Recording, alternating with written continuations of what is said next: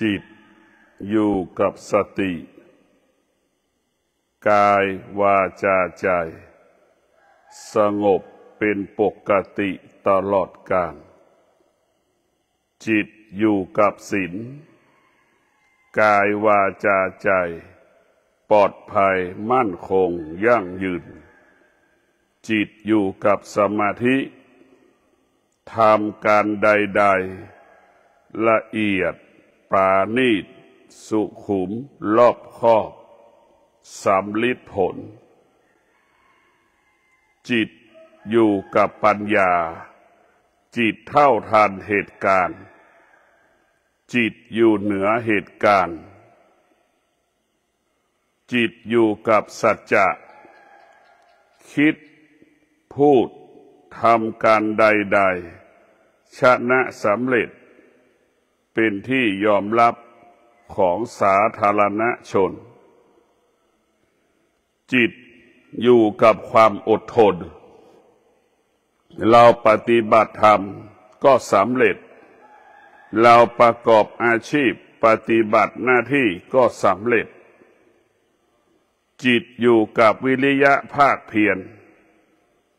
ส่งเสริมการพัฒนากายและจิตส่งเสริมให้เราแก้ปัญหาได้ง่ายให้สะดวกให้ชนะให้สำเร็จจิตอยู่กับวิชาปัญญาจิตรู้ความจริงจิตอยู่เหนือความจริงจิตละความจริงจิตสงบรู้จิตก็ว่างจิตอยู่กับวิชาปัญญาจิตรู้สิ่งใดละสิ่งนั้นจิตอยู่เหนือสิ่งนั้นจิตสงบรู้จิตจึงว่างจิตอยู่กับวิชาปัญญาอยู่เหนือเวทนาเท่าทันเวทนาละเวทนาดับเวทนาจิตสงบรู้จิตว่างจิตอยู่กับวิชาปัญญารู้อนิจจังทุกขังอนัตตาอยู่เหนืออนิจจังทุกขังอนัตตาจิตสงบรู้จิตว่างจิตอยู่กับวิชาปัญญาจิตรู้ว่าสุขว่าทุกข์มันไม่เที่ยงจิตอยู่เหนือสุขจิตอยู่เหนือทุกข์จิตสงบรู้จิตว่างจิตอยู่กับวิชาปัญญาดับระงับอุปาทานและเวทนาจิตจึงสงบรู้จิตจึงว่างท่านทั้งหลายจิตของเราต้องพึ่งพาธรรมะอาศัยธรรมะเรียกว่ากินนอนอยู่ดำเนินชีวิตต้องอาศัยธรรมะต้องประกอบไปด้วยธรรมะธรรมะเท่านั้นที่จะพัฒนากายจิตของเราธรรมะเท่านั้นที่จะเป็นหลักให้กับกายกับจิตให้ยึดมั่นถือมั่นกายกับจิตก็มั่นคงกายกับจิตก็สงบสุขกายกับจิตก็เป็นผู้รู้เพราะฉะนั้นพวกเราทั้งหลายธรรมะเป็นที่พึ่งของกายกับจิตถ้ากายกับจิตได้รับการพัฒนากายกับจิตจึงอาศัยธรรมะหากกายกับจิตไม่ได้รับการพัฒนาไม่ได้รับการฝึกฝนกายกับจิตก็อาศัยธรรมชาติอาศัยธรรมชาติเพราะฉะนั้นพวกเราทั้งหลาย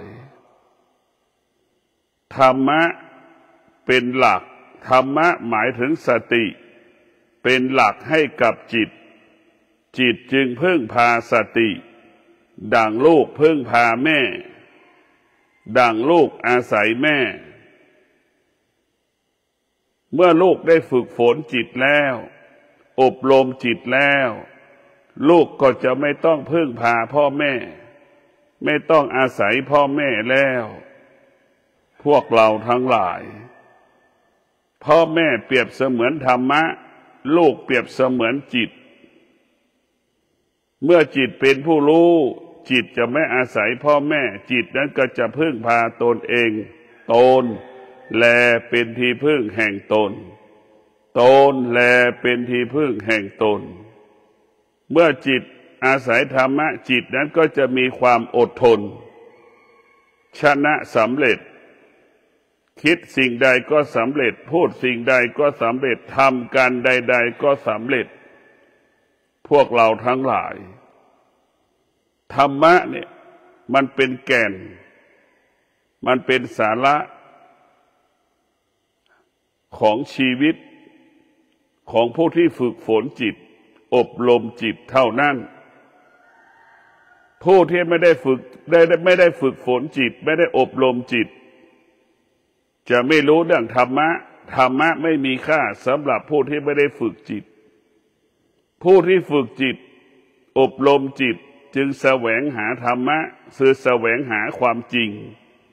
ทุกคนแสวงหาความจริงแต่ทุกคนไม่เคยพบความจริงพวกเราทั้งหลายความจริงของธรรมะเป็นความจริงที่อยู่เหนือธรรมชาติเป็นความจริงที่อยู่เหนือชีวิตคนทุกคนมีสติคนทุกคนก็มีกายวาจาใจปกติอยู่กับเมื่อเรามีสติอยู่กับธรรมชาติได้อย่างเป็นปกติเมื่อเรามีสติเราอยู่กับธรรมะอยู่ได้อย่างเป็นปกติแต่คนที่มีธรรมชาติแต่ไม่สามารถอยู่กับธรรมะได้ธรรมะเป็นของเย็นธรรมะเป็นของหอมส่วนธรรมชาติเป็นของร้อนของเน่าของเหม็นเพราะฉะนั้นคนที่มีธรรมชาติอยู่ในหัวใจอยู่ในกายอยู่ในจิตสังเกตได้จะไม่มาวัดจะไม่มาทำบุญถึงจะทำบุญก็ฝากคนอื่นมาเพราะธรรมชาติมันไม่สามารถจะอยู่กับธรรมะได้เพราะฉะนั้นพวกเราทั้งหลายธรรมชาติเป็นของต่ำธรรมะเป็นของสูงธรรมชาติเป็นของต่ำธรรมะเป็นของสูงคนที่มีธรรมะก็เป็นคนชั้นสูงคนที่มีธรรมชาติก็เป็นคนชั้นต่ำเหมือนงัวควายชั้นม้าก็เป็นธรรมชาติของมันอยู่อย่างธรรมชาติของมันคนก็อยู่กับธรรมชาติของคนแต่ถ้าคนมีธรรมะจะอยู่เหนือธรรมชาติกินแค่อิ่มนอนแค่หลับอยู่แล้วปลอดภัยชีวิตมั่นคงชีวิตได้มีโอกาสได้ปฏิบัติหน้าที่การเป็นสามีที่ดีของภรรยาการเป็นพ่อแม่ที่ดีของลูกการเป็นนายจ้างลูกจ้างที่ดีซึ่งกันและกันนี่แหละธรรมะมีชีวิตแบบนี้ธรรมะนั้นพวกเราทั้งหลายจะไม่เอาเปรียบจะไม่เบียดเบียนสิ่งอื่นๆบุคคลอื่นๆส่วนธรรมชาตินั้นเบียดเบียนสิ่งอื่นเบียดเบียนคนอื่นๆแม้กระทั่งธรรมชาติเบียดเบียนกายและจิตของเราธรรมชาติก็คือความอยากที่มันเกิดขึ้นทางตาทางหูจมูกลิ้นกายใจมันเบียดเบียนเราหมดมันให้เกิดคำว่าความอยากให้เกิดคำว่าความต้องการมันผ่านทางตาหูจมูกลิ้นกายใจมันไม่ตอบสนองก็เป็นทุกข์พอตอบสนองก็เป็นสุขทั้งสุขทั้งทุกข์มันก็เปลี่ยนแปลงทั้งสุขทั้งทุกข์มันแปรสภาพไปตามกาลเวลาทั้งสุขทั้งทุกข์มันไม่เที่ยง พวกเราทั้งหลายหัวใจของคนที่มีธรรมชาติก็อยู่ภายใต้การเปลี่ยนแปลงตลอดเวลาหัวใจของคนที่มีธรรมะอยู่เหนือการเปลี่ยนแปลงหัวใจของคนที่มีธรรมะไม่หวั่นไหวเมื่อการเปลี่ยนแปลงปรากฏหัวใจของคนที่มีธรรมะเข้าใจว่าการเปลี่ยนแปลงมันเป็นปกติตรงกันข้ามหัวใจที่มีธรรมชาติหวั่นไหวต่อการเปลี่ยนแปลงอยู่กับการเปลี่ยนแปลงไม่สงบอยู่กับการเปลี่ยนแปลงไม่ได้วิตกกังวลกับการเปลี่ยนแปลงหัวใจที่มีธรรมะก็คือมีปัญญาอยู่ที่ใดก็ปกติไม่จำเป็นต้องมีสิ่งนั้นไม่จำเป็นต้องมีสิ่งนี้หัวใจที่มีปัญญา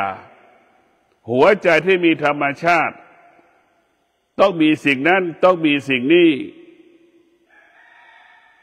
ต้องอยู่ตรงนั้นต้องอยู่ตรงนี้ถึงจะเป็นแบบนั้นถึงจะเป็นแบบนี้นี่แหละหัวใจของคนที่มีธรรมชาติจะต้องนอนโรงแรมพอเข้าไปโรงแรมไปเจอโรงแรมไม่สะอาดก็เกิดอาการไม่พอใจพอเข้าไปโรงแรมแอร์ไม่เย็นไปแล้วเปิดแอร์ไม่เย็นก็เกิดอาการสำแดงอาการนี่แหละคนที่มีธรรมชาติตึงอยู่ภายใต้เหตุการณ์ต่างๆที่มันปรากฏขึ้นกับทุกลมหายใจของเราพวกเราทั้งหลายหัวใจของคนที่มีธรรมชาติหัวใจของคนที่มีธรรมะแตกต่างกันหัวใจของคนที่มีธรรมะจะเป็นหัวใจที่อดทนด้วยวิชาปัญญารู้ว่าฤดูฝนมันจะตกไม่เกิน3 เดือนหัวใจที่มีธรรมะมันก็จะอดทนต่อสภาพฤดูฝนหัวใจที่มีธรรมะฤดูร้อนปรากฏมันก็สงบรู้ด้วยวิชาปัญญาก็จะอดทนอยู่กับฤดูฝนที่มันปรากฏฤดูหนาวที่มันปรากฏนี่แหละหัวใจที่มีธรรมะจะเป็นผู้ที่อดทนหัวใจที่มีธรรมชาตินั้นมันไม่อดทนมันสำแดงอาการเมื่อฤดูร้อนปรากฏมันสำแดงอาการเมื่อฤดูหนาวปรากฏมันสำแดงอาการเมื่อฤดูฝนตกมันอยู่ไม่สงบมันอยู่ได้ไม่มีความสุขหัวใจธรรมชาติจึงหาความสุขมิได้ความสุขที่เกิดขึ้นกับหัวใจที่ธรรมชาติก็คือความรู้สึกเอาความรู้สึกมาเป็นความสุขนี่คือหัวใจที่มีธรรมชาติส่วนหัวใจที่มีธรรมะเอาความสงบมาเป็นความสุขเอาความสงบมาเป็นความสุขความสงบเราต้องสร้างเช่นความสงบนั้นเกิดจากการปฏิบัติตนประพฤติตนประกอบไปด้วยศีลถ้าเรามีศีลเป็นเบื้องต้นกายวาจาใจเราก็สงบเมื่อเรามีสมาธิอยู่ขั้นกลางกายวาจาใจเราก็สงบเรียกว่าสงบรู้เมื่อกายวาจาใจเราประกอบไปด้วยปัญญากายวาจาใจเราก็สงบรู้พวกเราทั้งหลายหัวใจที่มีธรรมะก็จะละสิ่งที่รู้อยู่เหนือสิ่งที่รู้จึงเกิดคำว่ารู้ความจริงละความจริงหัวใจที่มีธรรมะแม้กระทั่งความจริงก็ไม่ยึดติดความจริงเรื่องมันเป็นเรื่องของอดีตความจริงเป็นเรื่องของอนาคตความจริงที่อยู่เหนืออดีตความจริงที่อยู่เหนืออนาคตก็คือสติรู้ลมหายใจเข้าหายใจเข้าก็เป็นอดีตหายใจออกก็เป็นอดีตสิ่งที่รู้เรื่องอดีตสิ่งที่รู้เรื่องอนาคตก็คือสติสิ่งที่อยู่เหนืออดีตสิ่งที่อยู่เหนืออนาคตก็คือสติพวกเราทั้งหลายหัวใจที่มีธรรมะ จะมีความมุ่งมานะพยายาม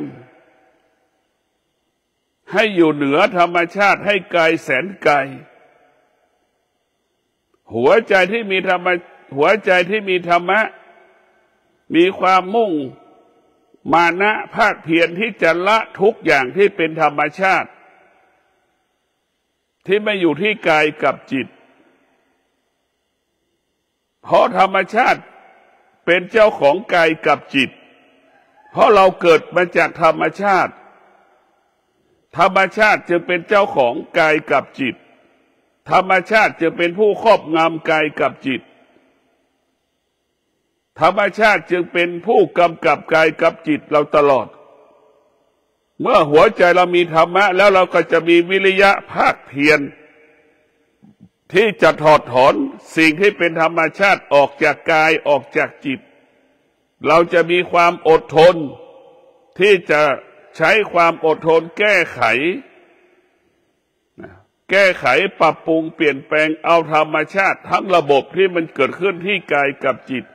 ออกไปให้หมดสิ้นไม่ให้มันเหลืออยู่กับกายกับจิตพวกเราทั้งหลายธรรมชาติมันอยู่ในกายเราออกมันถอนไม่ได้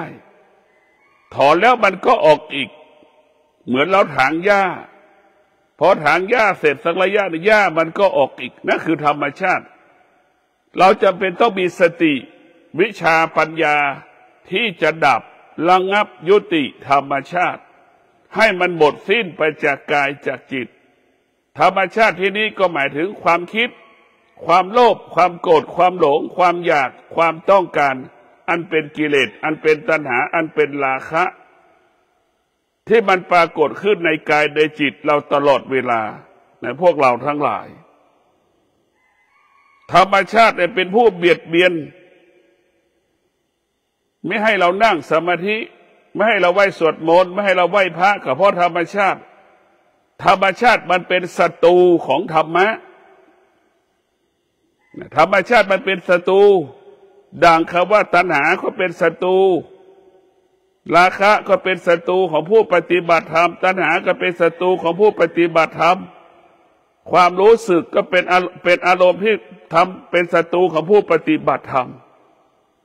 เรียกว่าธรรมะทั้งหมดมันเป็นศัตรูของธรรมธรรมะเปรียบเสมือนน้ำมันธรรมชาติเปรียบเสมือนน้ำพวกเราทั้งหลายน้ำอะไรไปผสมก็ได้มันก็กลายเป็นอีกสิ่งหนึ่งแต่ส่วนน้ำมันนั้นจะเอาอะไรไปผสมไม่ได้มันก็คงสภาพเดิมเป็นน้ำมันเหมือนเดิมดังเราเอาน้ำมันพืชแล้วเอาน้ำใส่แก้วเอาน้ำใส่แก้วแล้วเอาน้ำมันพืชไปเทใส่ในแก้วน้ำนี่น้ำมันพืชจะตกอยู่ใต้น้ำใต้ผิวน้ำพอตกแล้วมันก็ขึ้นมาอยู่เหนือผิวน้ำอีกเห็นไหมธรรมะก็ต้องอยู่เหนือธรรมชาติเช่นนั้นถ้าเราฝึกฝนอบรมธรรมะคือน้ำมันธรรมชาติคือน้ำธรรมชาติของจิตของเรานี่มันเป็นไปชั่วก็อยู่ที่จิตดีก็อยู่ที่จิตใช่ไหมธรรมชาติของธรรมชาติจิตชั่วก็อยู่ที่จิตดีก็อยู่ที่จิตพวกเราทั้งหลายธรรมชาติมันเปื้อเปื้อนจิตเราหมดจิตเราเปื้อเปื้อนด้วยธรรมชาติทั้งสิ้นธรรมชาติก็เหมือนเราถลกต้นไม้มันเปื้อเปื้อนไปด้วยดินติดเราไปติดหมดเลยพืชผักสวนครัวเราถลกออกจากพื้นดินรากไม่มีติดดินไปหมดนั่นคือธรรมชาติพวกเราทั้งหลายเรามีสติที่จะถอดถอนธรรมชาติหนึ่งเราต้องมีสัจจะก็คือ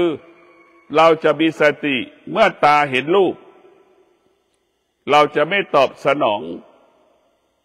เราจะไม่ยึดติดเราจะไม่เข้าไปยึดติดในความรู้สึก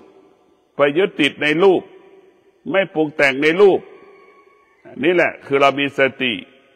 ไอ้ตาเห็นธรรมชาติของตามันก็เกิดความอยากเกิดขึ้นที่ตาแล้วก็มีสติหยุดความอยากตาเห็นรูปเราก็หยุดตามีความรู้สึกเราก็หยุดสิ่งที่กระทบกับตาเราก็หยุดมันหยุดด้วยสติวิชาปัญญา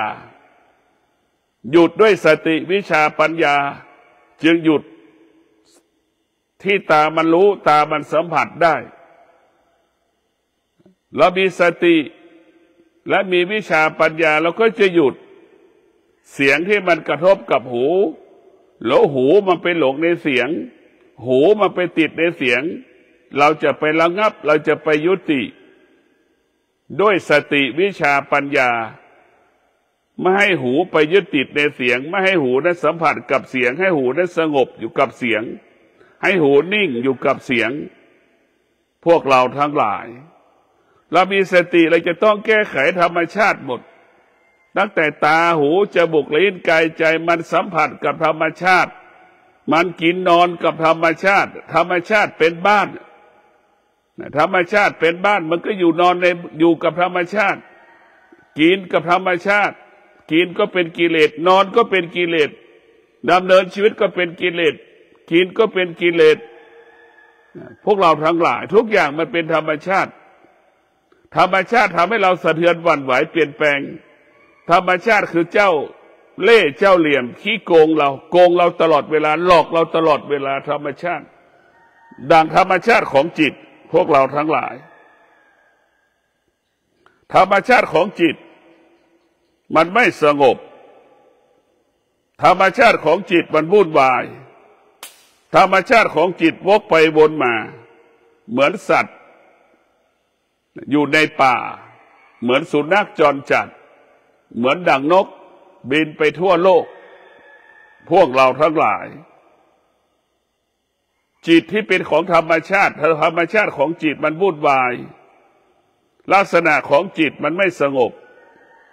นิสัยของจิตวกไปวนมาเพราะฉะนั้นพวกเราจะต้องเอาธรรมะมาพัฒนาจิตเอาสติมาพัฒนาจิตเอาจิตมายึดสติเอาจิตมาพึ่งสติอาศัยสติจึงเป็นผู้อบรมจิตเมื่อจิตได้รับการอบรมแล้วจิตนั้นก็จะเป็นผู้รู้เมื่อจิตได้รับการอบรมฝึกฝนแล้วจิตก็จะรู้ความจริงจึงเกิดคำว่าจิตรู้สิ่งใดจิตละสิ่งนั้นนี่คือการฝึกจิตรู้ความจริงสติฝึกฝนจิตรู้ความจริงจิตอยู่เหนือสิ่งที่จิตรู้จิตเป็นผู้รู้จิตเป็นผู้รู้สติฝึกฝนจิตเป็นผู้รู้จิตก็ละสิ่งที่จิตรู้ไม่ยึดติดสิ่งที่จิตรู้สติฝึกฝนจิตจนจิตเป็นผู้รู้จิตจะไม่ตามรู้ที่จิตมันรู้พวกเราทั้งหลายชีวิตของเรามันตกอยู่ใต้อำนาจของธรรมชาติมันเกิดคำว่าอยู่ยากธรรมชาติจะต้องมีสิ่งนั้นต้องมีสิ่งนี้ต้องเป็นแบบนั้นต้องเป็นแบบนี้นี่คือธรรมชาติทั้งระบบเขาว่าการเป็นมนุษย์ธรรมะของพระพุทธเจ้าหัวใจของคนที่มีธรรมะอยู่ที่ใดก็ได้อยู่ที่ใดก็ปกติถึงแม้โลกจักรวาลดวงดาวดวงจันทร์ดวงอาทิตย์เปลี่ยนแปลงหัวใจที่มีธรรมชาติไม่เปลี่ยนแปลงหัวใจที่ธรรมชาติเข้าใจสิ่งที่เปลี่ยนแปลงหัวใจของธรรมชาติจึงเข้าใจว่าการเปลี่ยนแปลงมันเป็นปกติของมันหัวใจที่มีธรรมะจึงอยู่เหนือการเปลี่ยนแปลงไม่มีเหตุผลกับการเปลี่ยนแปลงไม่สงสัยสิ่งที่มันเปลี่ยนแปลง เพราะหัวใจที่มีธรรมะก็คือหัวใจที่มีวิชาปัญญาจึงอยู่เหนือสิ่งที่รู้จึงไม่สงสัยในสิ่งที่รู้จึงไม่มีเหตุผลในสิ่งที่รู้ก็เพราะสิ่งที่รู้มันไม่เที่ยงเพราะฉะนั้นสติวิชาปัญญาเนี่ยทำให้เราอยู่เหนือทุกสิ่งทุกอย่างพวกเราทั้งหลายสติวิชาปัญญาเป็นยอดของธรรมเป็นแก่นของธรรมเป็นสาระของธรรมภาคปฏิบัติเป็นแก่นเป็นสาระของธรรมภาคปฏิบัติสติวิชาปัญญาจะนำพาเราออกจากโลกียะนำพาเราไปสู่โลกุตระพวกเราทั้งหลายเมื่อเรามีสติมีปัญญาวิชาแล้วเราก็สามารถเดินเข้าสู่โลกุตระได้ง่ายได้สะดวกได้ดังใจปรารถนาพวกเราทั้งหลายเมื่อเรามีสติเราก็จะสมปรารถนาเมื่อเราขาดสติเราก็จะไม่สมปรารถนาดังใจปรารถนาเมื่อเรามีสติเราจะสมดังใจปรารถนาดังใจปรารถนาทุกๆประการพวกเราทั้งหลายไม่มีพระพุทธเจ้าองค์ใดที่ประทานพรให้มนุษย์ได้สมปรารถนาไม่มีแต่ธรรมะคำสอนของพระพุทธเจ้าทุกๆพระองค์เท่านั้นเมื่อเราปฏิบัติแล้วเราจะสมปรารถนาดังคำว่าอดทนจะทำให้เราสมปรารถนาดังคำว่าเรามีสัจจะเราจะให้เราสมปรารถนาดังคำว่าเรามีวิริยะภาคเพียรเราก็จะสมปรารถนาเรามีสติเราก็จะสมปรารถนาตรงกันข้ามเราไปอ้อนวอนขอความช่วยเหลือจากสิ่งศักดิ์สิทธิ์แม้กระทั่งพระพุทธรูปไปอ้อนวอนขอร้องพระพุทธรูปนั้นก็ไม่สามารถประทานพรให้เราได้เพราะเราขาดความอดทนเพราะเราขาดวิริยะภาคเพียรเพราะเราขาดสัจจะเพราะเราขาดสติคำว่าสมปรารถนาไม่เกิดคำว่าชนะสำเร็จไม่เกิดมันก็ผิดหวังมันก็ไม่สมหวังเราจะสมหวังเมื่อเรามีสติเราจะสมหวังเมื่อเรามีความอดทนเราจะสมหวังได้เมื่อเรามีวิริยะภาคเพียรนี่คือธรรมะมันตอบโจทย์ชีวิตเราได้ไม่ใช่เราไปไหว้เทวดาแล้วมันจะมาให้เราบันดาลสุขให้เราเพราะฉะนั้นพวกเราทั้งหลายไม่มีใครช่วยเราได้ตัวเราเท่านั้นที่จะช่วยตัวเราเองจึงเกิดคำว่าตนแลเป็นที่พึ่งแห่งตนทุกอย่างอยู่ที่ตัวเราคนอื่นๆก็เป็นแค่เครื่องมืออำนวยความสะดวกให้กับเราแค่บางเวลาดังพ่อกับแม่ก็เป็นเครื่องมืออำนวยความสะดวกให้กับลูกลูกก็เป็นเครื่องมืออำนวยความสะดวกให้กับพ่อกับแม่วันหนึ่งเวลาหนึ่งลูกก็ต้องจากพ่อจากแม่วันหนึ่งเวลาหนึ่งพ่อแม่ก็ต้องจากลูกนี่คือธรรมชาติพระพุทธเจ้ารู้เช่นนี้พระพุทธเจ้าจึงบอกสอนให้เรารู้ความจริงให้พึ่งพาตนเองอาศัยตนเองตนแลเป็นที่พึ่งแห่งตนเมื่อเราพึ่งพาตนเองเราต้องมีสติเมื่อเราพึ่งพาตนเองเราต้องมีความอดทนเมื่อเราพึ่งพาตนเองเราต้องมีวิริยะภาคเพียรเรามีความอดทนเท่ากับเรามีคน10 คนช่วยเหลือเกื้อกูลเรามีวิริยะภาคเพียรเท่ากับมีคน10 คนช่วยเหลือเกื้อกูลเราพวกเราทั้งหลายเราขาดความอดทนเหมือนด่างคนไม่มีใครช่วยเหลือเกื้อกูลเราขาดวิริยะภาคเพียรไม่เปรียบเสมือนไม่มีใครมาเกื้อกูลเรามันแตกต่างกันพวกเราทั้งหลายความอดทนก็คือพลังเมื่อเรามีความอดทนแล้วของที่หนักก็กลายเป็นของที่เบาของที่ยากกลายเป็นของที่ง่ายดังสภาพเด็กวัดดอนจันทร์มาทำงานที่ก่อกำแพงเห็นไหม ถ้าเป็นคนงานมันจะต้องทำงานประมาณเกือบครึ่งเดือนกว่าจะสร้างกำแพงยกแผ่นกำแพงปูนมาเป็นกำแพงนั้นได้พอเด็กวัดมายกเนี่ยมันใช้เวลา2 วัน3 วันเนี่ยจบนี่แหละพวกเราทั้งหลายธรรมะคือความอดทนทำให้เรามีพลังทำให้มีเกิดกำลัง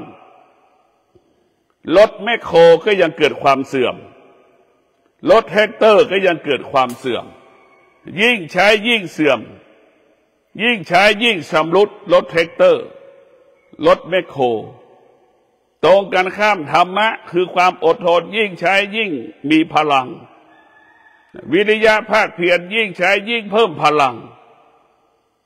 เพราะฉะนั้นคนที่มีความอดทนทำให้คนนั้นมีพลังดังสภาพเด็กวัดกับช่างที่รับเหมามันแตกต่างกันช่างจะทำงานเป็นเดือนเด็กวัดทำงาน3 วันเนี่ยมันแตกต่างกันความอดทนนี่คำว่ากลัวไม่มีมันมีแต่คำว่าสำเร็จสำเร็จสำเร็จมีแต่คำว่าสมปรารถนาสมปรารถนามีแต่คำว่าไม่มีความอดทนปราศจากความกังวลหัวใจที่มีธรรมชาติขาดความอดทนขาดวิริยะภาคเพียรมีแต่คำว่ากังวลใจกลัวเจ็บคิดว่ามันหนักมันจะเจ็บตัวเจ็บแข้งเจ็บขาเห็นไหมนี่แหละพวกเราทั้งหลายรู้ได้ว่าความอดทนมันเป็นพลังมันเป็นกำลังยิ่งใช้เรามีความอดทนยิ่งใช้เท่าไหร่ความเข้มข้นของความอดทนก็เกิดขึ้นกับเราดังคำว่าไม่มีวัตถุใดๆบนโลกใบนี้อยู่เหนือความอดทนไม่มีแต่ความอดทนอยู่เหนือวัตถุแม้กระทั่งดวงดาวดวงจันทร์โลกจักรวาลก็เปลี่ยนแปลงแปรสภาพไปตามกาลเวลาแต่ความอดทนไม่มีการเปลี่ยนแปลงความอดทนไม่แปรสภาพไปตามกาลเวลาความอดทนอยู่เหนือการเวลาเพราะฉะนั้นพวกเราทั้งหลายธรรมะยิ่งใช้ยิ่งมีพลังตรงกันข้ามรถแมคโครยิ่งใช้ยิ่งเสื่อมยิ่งใช้ยิ่งชำรุดเรามีธรรมะมีความอดทนยิ่งมีความอดทนยิ่งรู้มากเมื่อรู้มากก็มีพลังมากเมื่อรู้มากก็สามารถกำจัดขจัดสิ่งที่เป็นธรรมชาติที่มันเป็นของหนักก็คือความอยากนี่เป็นของหนักเราจะกำจัดความอยากไปได้เพราะความอยากมันเป็นของหนักเหมือนก้อนหินเราไม่สามารถยกได้ต้องอาศัยรถแมคโครต้องอาศัยรถแท็กเตอร์ธรรมชาติเป็นของหนักธรรมะเป็นของที่มีพลังจึงกำจัดธรรมชาติออกไปจากกายจากจิตนี่ความอยากเป็นของหนักความโลภก็เป็นของหนักพวกเราทั้งหลายธรรมะของพระพุทธเจ้ามันเป็นหัวใจที่เราจะต้องนำมากำกับนำมากำหนดนำมาควบคุมกายวาจาใจของเราจะต้องเอาธรรมะมาเป็นอาหารของจิตเมื่อจิตได้กินธรรมะจิตเรามันต้องการความสงบจึงเป็นอาหารของจิตเมื่อจิตได้รับความสงบจิตนั้นจะมั่นคงจิตนั้นจะมีพลังจิตนั้นจะมีอานุภาพคำว่ากลัวไม่มีคำว่าสงสัยไม่มีเพราะฉะนั้นพวกเราทั้งหลายรู้แล้วว่าธรรมชาติเป็นเช่นไรเรารู้แล้วว่าธรรมะเป็นเช่นไรธรรมชาติมีพลังยิ่งใช้ยิ่งมีพลังส่วนธรรมะยิ่งใช้ยิ่งอ่อนแอยิ่งใช้ยิ่งหมดส่วนธรรมะยิ่งใช้ยิ่งเพิ่มยิ่งใช้ยิ่งมีพลังมันทวีคูณเพิ่มเรื่อยๆเรื่อยๆเรื่อยๆเรื่อยๆเห็นไหมส่วนธรรมชาติยิ่งใช้ยิ่งหมดยิ่งใช้ยิ่งหมดมันตรงข้ามกันพวกเราทั้งหลายเมื่อเราเห็นลักษณะของธรรมะเห็นลักษณะของธรรมชาติเราก็ละธรรมชาติเราก็มาเอาธรรมะมาไว้ที่กายกับจิตเพราะธรรมะมาอยู่ที่กายกับจิตธรรมะมันเกิดมาพร้อมกับเราเกิดธรรมะมันเกิดมาพร้อมกับเราเกิดธรรมะอยู่ที่กายกับจิต ธรรมะไม่ได้อยู่ที่พระไตรปิฎกพระไตรปิฎกเป็นตัวหนังสือเฉยๆไม่ใช่ธรรมะธรรมะก็คือความเจ็บปวดความรู้สึกที่มันเกิดขึ้นในกายกับจิตนั่นคือธรรมะที่แท้จริงเจ็บที่ไหนเจ็บที่กายหงุดหงิดที่ไหนก็อยู่ที่ใจเนี่ยธรรมะที่แท้จริงจึงเกิดคำว่าเกิดที่กายกับจิตหรือร่างกายของเราเป็นบ่อเกิดแห่งธรรมะจิตของเราเปรียบเสมือนผู้ศึกษาเรียนรู้เรื่องธรรมะพวกเราทั้งหลายอะไรก็แล้วแต่ที่มีอยู่บนโลกใบนี้ก็สู้ธรรมไม่ได้บุคคลที่มีธรรมนี่แหละไปที่ใดก็มีคนต้อนรับไปที่ใดก็มีคนไปมาหาสู่เนี่ยคนที่มีธรรมะจะเป็นคนที่ระลึกถึงบุคคลต่างๆจะระลึกถึงสาธารณชนจะระลึกถึงบุคคลที่มีธรรมะพวกเราทั้งหลายบุคคลที่มีธรรมะเนี่ยมีคนจำนวนมากไปมาหาสู่อยู่ตลอดเวลาคนที่มีธรรมะเป็นที่ไว้ใจเชื่อใจมีบุคคลไปมาหาสู่มาขอรับคำปรึกษาตลอดเวลาดังหลวงปู่มั่นก็มีพระมีคฤหัสถ์มาขอความช่วยเหลือข้อธรรมต่างๆให้หลวงปู่เป็นผู้แนะนำข้อธรรมข้อปฏิบัติพวกเราทั้งหลายธรรมนั้นมันมีพลังเป็นที่ไว้ใจเชื่อใจของเหล่ามนุษย์และเทวดาทั้งหลายไม่ใช่มนุษย์ไว้ใจเชื่อใจนะผีทั้งหลายวิญญาณทั้งหลายก็ไว้ใจเชื่อใจบุคคลที่มีธรรมไม่อดไม่อยากไม่ลำบากคำว่าไม่มีคำว่าไม่มีกินไม่มีสำหรับผู้ที่มีธรรมะคำว่าไม่มีคำว่าไม่มีไม่เกิดธรรมะก็หมายถึงความอดทนพวกเราทั้งหลายธรรมะก็หมายถึงวิริยะภาคเพียรเรามีสองสิ่งนี้มีกินมีใช้เหลือกินเหลือใช้เรามีสองสิ่งนี้เราปฏิบัติธรรมมาประพฤติธรรมก็สำเร็จความอดทนกับวิริยะภาคเพียรเรามีความอดทนเราปฏิบัติธรรมเราประพฤติธรรมก็ชนะสำเร็จเนี่ยพวกเราทั้งหลายธรรมะของพระพุทธเจ้าจะว่าง่ายมันก็ง่ายมันง่ายเพราะมันเกิดขึ้นที่กายกับจิตมันง่ายที่เราสัมผัสมันตลอดเวลาไอ้ที่มันยากก็เพราะธรรมชาติมาปกปิดธรรมชาติมาปกปิดธรรมะธรรมชาติเปรียบเสมือนไข่ขาวอะธรรมะเปรียบเสมือนไข่แดงมันถูกไข่ขาวปกปิดไปหมดอะไรปกปิดคือการยึดติดยึดบ้านนะปกปิดติดในสุขติดในทุกข์กลัวมันทุกข์ก็ยึดติดในสุขไม่ยอมออกนะมันก็ปกปิดเราไข่ขาวก็เหมือนสุขไข่ขาวก็เหมือนทุกข์ไปเราไปยึดติดไม่ยอมออกเนี่ยเหมือนแม่ไข่ไปอุกไข่จะออกลูกอยู่อย่างนั้นแหละไปยึดติดแต่พวกเราทั้งหลายเรามีธรรมะก็มีคือภาคปริยัติก็คือรู้ด้วยคำพูดรู้ด้วยหูแต่ธรรมะส่วนที่ปฏิบัติรู้ได้กายรู้ได้จิตเห็นกายเห็นจิตเห็นรูปเห็นนามที่อยู่ในร่างกายของเรานั่นคือธรรมะรูปเวทนาสัญญาสังขารวิญญาณเนี่ยอยู่ในร่างกายของเรามันเป็นหัวใจของธรรมะภาคปฏิบัติคือรูปเวทนาสัญญาสังขารวิญญาณมันก็ไปอาศัยเวทนาอุปทานเนี่ยมันจะมาพร้อมกันหมดอายตนะทั้งหกภายนอกภายในอายตนะก็ไปอาศัยเวทนาอุปทานเวทนาก็อาศัยอายตนะอนิจจังทุกขังอนัตตาก็เกิดขึ้นที่อายตนะถือว่าอายตนะเป็นศูนย์กลางของธรรม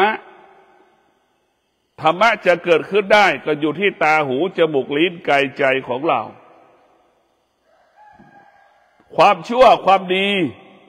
สิ่งที่เป็นอาธรรมสิ่งที่เป็นอกุศลก็เกิดขึ้นที่ตาหูจมูกลิ้นกายใจแล้วเราจะเลือกเอาสิ่งใด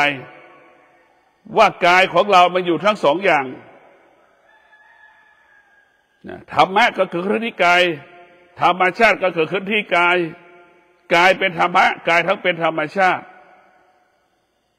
พระพุทธเจ้าเห็นแล้วว่าธรรมชาติมันไม่เที่ยงพระพุทธเจ้าจึงหนีออกจากธรรมชาติออกจากการเป็นกษัตริย์เห็นไหมออกจากการเป็นกษัตริย์พระพุทธเจ้าก็เห็นว่ามีสิ่งหนึ่งที่อยู่เหนือธรรมชาติก็คือธรรมะจึงออกบวชจึงได้พิจารณาแล้วว่ามีสิ่งหนึ่งที่อยู่เหนือธรรมชาติก็คือธรรมะจนถึงที่สุดออกบวชเป็นนักบวชบำเพ็ญเพียรจนได้เป็นพระพุทธเจ้าจึงรู้ว่าธรรมะอยู่เหนือธรรมชาติพวกเราทั้งหลายเรากลับมาเอาธรรมะมาเป็นสมบัติของกายของจิตเรียกว่าเอาธรรมะมาเป็นอาหารเอาธรรมะมาเป็นอาภรณ์เอาธรรมะมาเป็นพาหนะเอาธรรมะมาเป็นเครื่องอุปโภคบริโภคเอาธรรมะมาเกี่ยวข้องกับชีวิตเราทุกๆด้านทุกๆมิติพวกเราทั้งหลายลมหายใจเข้ามีธรรมะลมหายใจเราออกมีธรรมะเท้าขวาเท้าซ้ายย่างมีธรรมะจะนั่งก็มีธรรมะจะนอนก็มีธรรมะจะกินก็มีธรรมะคำว่าธรรมะคือหมายถึงสติจะทำให้เราปกติจนถึงที่สุดเราก็เป็นคนเหนือคนดังพระพุทธเจ้าเป็นคนเป็นมนุษย์แต่พระพุทธเจ้าอยู่เหนือมนุษย์คนทั้งโลกนี่แหละคนทั่วไปนั่นเป็นธรรมชาติแต่พระพุทธเจ้าเป็นบุคคลที่อยู่เหนือธรรมชาติก็คือมีธรรมะเห็นไหมพวกเราทั้งหลายชีวิตของเราพึ่งพาธรรมะคือพึ่งพาสติเอาธรรมะมากำกับมากำหนดมาควบคุมกายกับจิตของเราเมื่อกายกับจิตเรามีธรรมกายกับจิตเราก็สงบกายกับจิตเราก็เป็นผู้รู้กายกับจิตเราจะไม่ยึดติดในสิ่งที่มันรู้จะอยู่กับความเป็นจริงดั่งเสื้อที่เราใส่กายมันก็จะบอกรู้ว่าใส่แค่ปกปิดร่างกายป้องกันร้อนและหนาวป้องกันการร้อนกันหนาวป้องกันแมลงกัดต่อยนี่แหละกายที่มีปัญญาจิตมันจะบอกให้กายมันก็จะรู้กายมันก็จะฟังจิตว่าเสื้อตัวกี่แสนกี่ล้านก็แล้วแต่ก็ใส่แค่ปกปิดร่างกายกันร้อนกันหนาวกันแมลงกัดต่อยเสมอเหมือนกันหมดกายเป็นผู้รู้จิตเป็นผู้รู้เกิดคำว่าสงบขอเจริญพร